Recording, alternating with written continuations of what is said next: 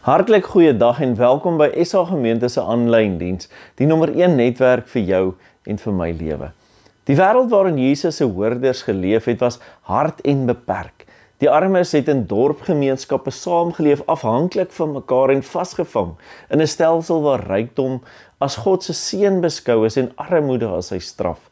En dit het daartoe gelei dat baie arme mense dikwels hulle lot net passief aanvaar het. Maar toe kom Jesus en hy bring 'n radikale boodskap, want die koninkryk van God is vir julle en nie net vir die elite, het hy gesê. Hy gebruik gelykenisse oor dinge wat hulle goed geken het, familie, plase, meesters en dienaars, om te wys dat God se liefde inklusief, transformerend is. Professor Ernest van Eck verduidelik, gelykenisse breek die wêreld van die hoorder oop en skep die moontlikheid dan van 'n nuwe werklikheid.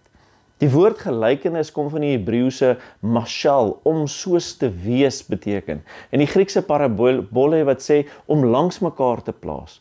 Dis 'n gelykenis plaas twee verskillende sake langs mekaar om iets dieper en geestelik te verduidelik.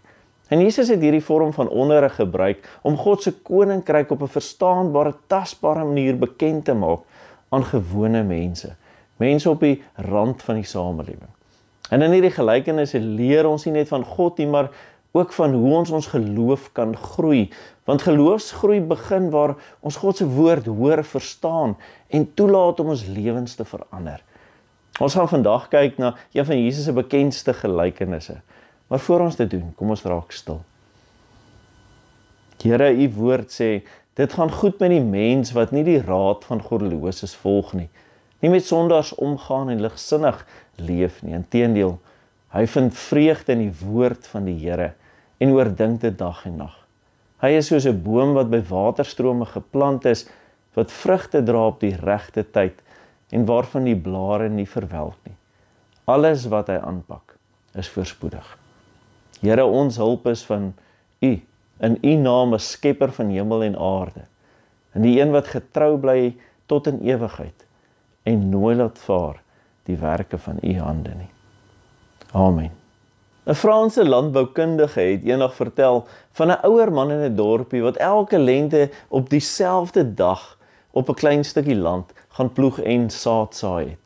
Sy bure het hom bespot want daardie stuk grond was droog, klipperig en tussen onkruid, onbewerkbaar. Maar jare later met 'n veranderde klimaat en goeie versorging het daardie nuttelose stukkie grond die dorpie se grootste oeste opgelewer. Die geheim, geduld, voorbereiding en geloof dat verandering moontlik is. So is dit ook met die mense hart en lewe voor God. Ons almal dra in ons die potensiaal om vrugbare grond te wees vir God se woord. Die gelykenis van die saaier in Markus 4 illustreer dit perfek. Dieselfde saad val op 4 verskillende plekke, maar net diegene wat dit verstaan en ontvang dra vrug. Dis nie net 'n morele les nie, maar is soos van ek sê, 'n sosiale verklaring van Jesus se boodskap aan gewone mense. Nou hierdie gelykenis dis 'n uitnodiging aan elke hoorder om self te reflekteer watter grond hulle is en hoe hulle die woord van God ontvang. Ek wil jou uitnooi.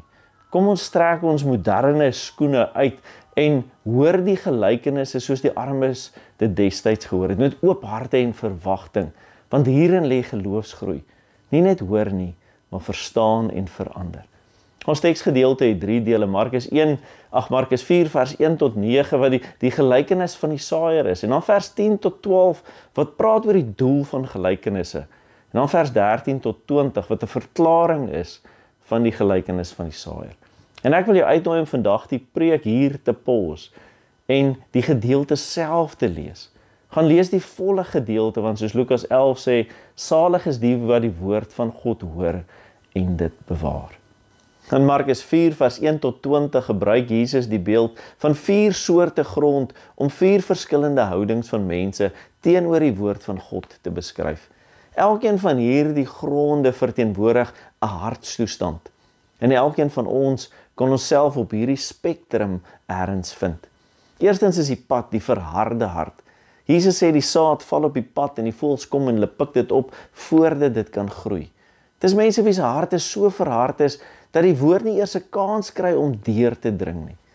In vandag se lewe is hierdie dalk mense wat seer gemaak is deur die kerk of gelowiges of iemand naby hulle en nou is hulle harte geslote vir enigiets geestelik. Of dalk is dit net hardkoppigheid, omdat hulle besluit het dat God hulle nie geantwoord het op die tyd wanneer hulle wou hê hy hulle moes antwoord nie. Nou is hulle harte toe. Of dalk is hulle net sinies en skepties oor geloof en is hulle glad nie oop vir verandering of gesprek nie. Hulle hoor dalk die woord, maar dit beteken niks vir hulle nie, want hulle het besluit om nie te glo nie. En dikwels is dit nie 'n kopprobleem nie, maar meer 'n hartkwessie, soos Matteus 13 vir jou en my sê.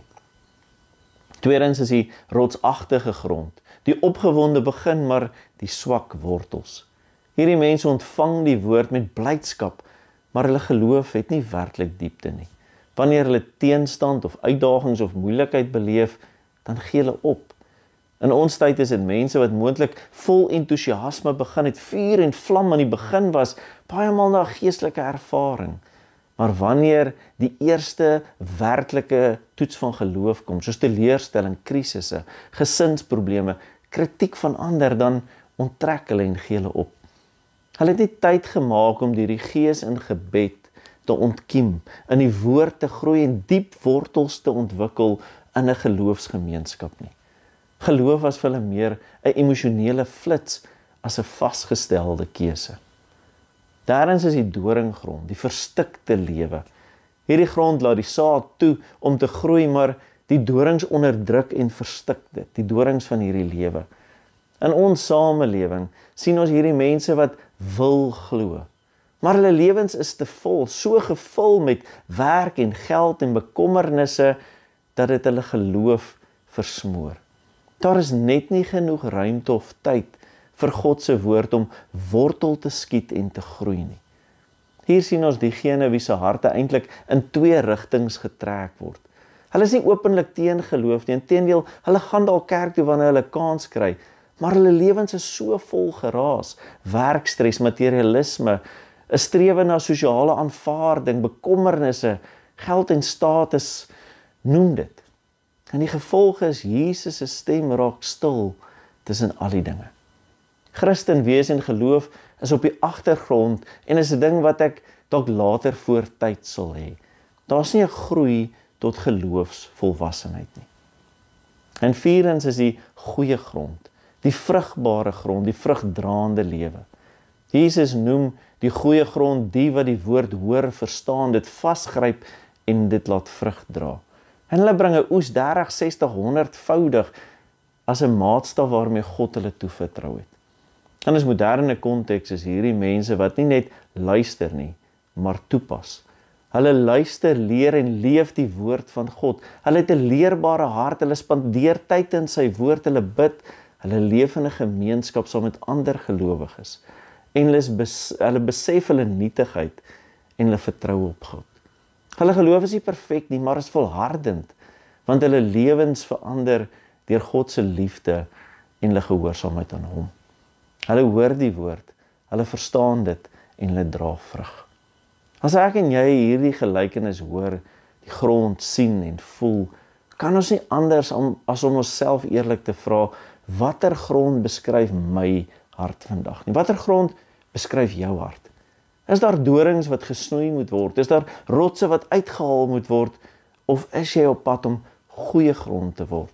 Grond wat gereed is om te ontvang, te hou en vrug te dra. Die goeie nuus is, met God se genade kan enige hart hernu word. Met God se genade kan ons lewensgrond, ons potensiaal bereik om vrugbare grond te wees en 'n oes te lewer. Geen grond is onherstelbaar nie. God maak die pad sag. God haal die klippe uit. God trek die dorings af as ek en jy hom toelaat. Jesus het gesê in Markus 4:23, as iemand ore het en kan hoor, moet hy luister, want hier gaan dit nie net oor die hoor nie, dit gaan oor die toestand van jou en my hart. Terry Sisney skryf dit baie treffend, die probleem is nie met die saad of die saaier nie, dit is 'n grondprobleem. Gevolglik is dis 3 waarhede wat ons kan help met ons geloofsgrond, om te groei in geloof en kennis. Eerstens, jy is verantwoordelik vir jou grond. Jesus leer ons dat elke hart die potensiaal het om goeie grond te wees en te word. maar jy het 'n keuse. Jy het 'n keuse om oop te wees vir God se woord of nie. John Ortberg praat van morphing time, 'n tyd van innerlike verandering. Want God forceer ons nie om te groei nie, hy nooi ons om te verander. Ware groeiende spiritualiteit vra doelbewuste oorgawe, 'n eerlike selfondersoek en voortdurende toewyding. Want groei gebeur nie per ongeluk nie, nee, verandering verg deelname. Tweedens, groei begin by ontvang en dit vra iets van jou.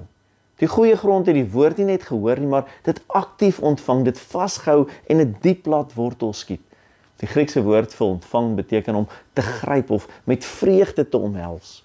So Maurice McCarthy sê daarom, God saai selfs in die onwaarskynlike plekke, want hy gee niemand op nie. Geestelike groei begin waar jy kies om oop te wees. Nie omdat jy slim of oulik is nie, maar omdat jy gewillig is om God se woord en gees te ontvang. En derdens, groei is God se werk, maar ons het 'n rol. Markus 4 vers 26 tot 28 leer ons dat die saad groei selfs wanneer God slaap. Tog beteken dit nie dat ons geen verantwoordelikheid het nie, nee, eerder dat ons sal saai in geloof, aktief die onkruid verwyder van materialisme, wêreldse uitdagings, en dan die saad beskerm teen die voëls van kwaadpraat, hardkoppigheid en sinisisme. Jesus nooi ons om sy juk op te neem in Matteus. Nie omdat disippelskap maklik is nie, maar omdat dit lig is wanneer ons dit saam met hom dra.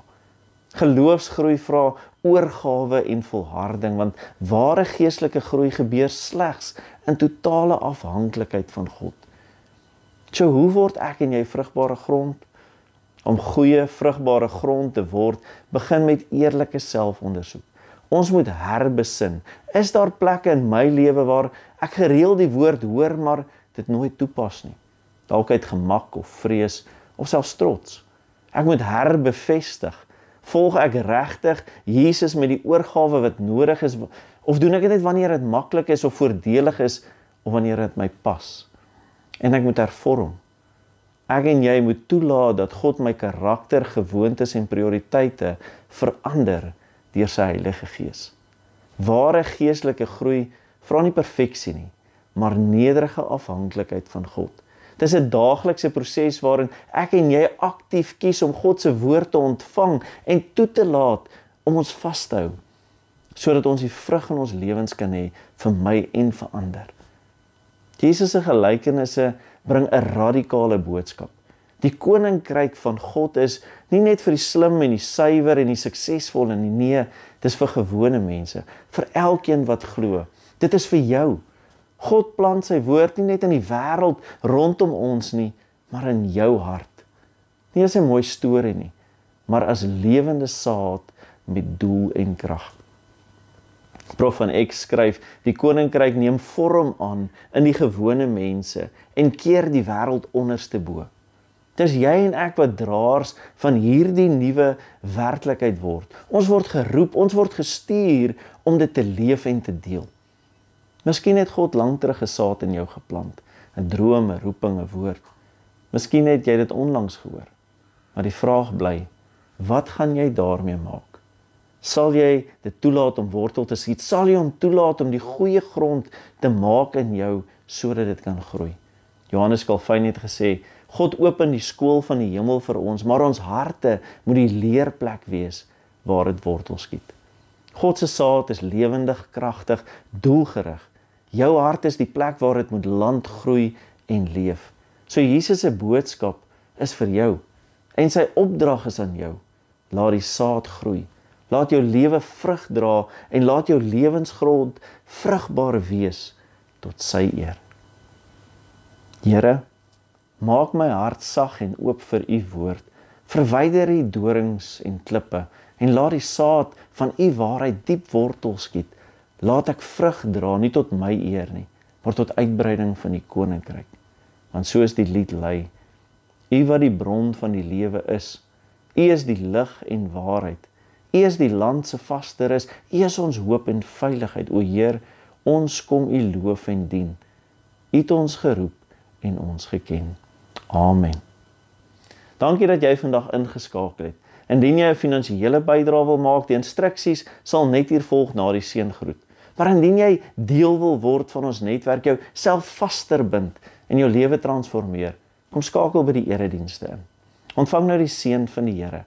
Mag die genade van ons Here Jesus Christus, die liefde van God ons Vader en die teenwoordigheid en krag van die Heilige Gees met julle wees en bly, sodat julle mag groei in geloof, vrug sal dra tot sy eer en dat die wêreld sal sien dat die koninkryk van God reeds aan die werk is in julle en deur julle.